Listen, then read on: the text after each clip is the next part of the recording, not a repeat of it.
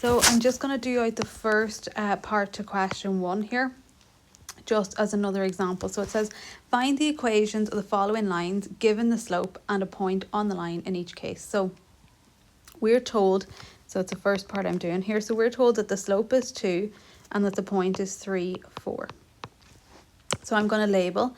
So remember, we always label our slope with an M, and then we label our point x1, y1.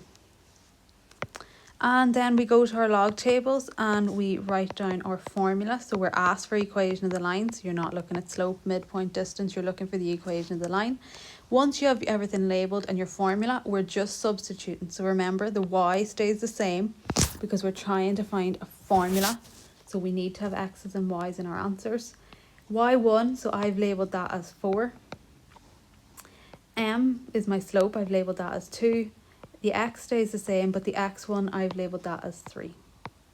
We can't simplify the left-hand side just yet, so we're going to simplify the right. So 2 is being multiplied by this whole bracket, so we multiply 2 by x, which will give us 2x. And then we go back and we multiply 2 by minus 3, which is minus 6.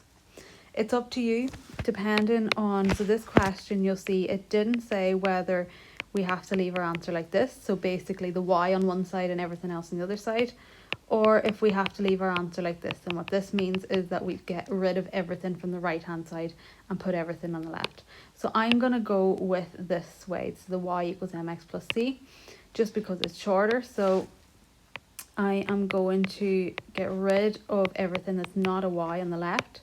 So at the minute there's a minus 4. The opposite of minus 4 is to plus 4.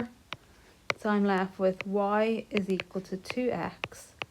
Because there's nothing else with an x that I can add this to. Minus 6 plus 4 is going to give me minus 2. And that is my final answer.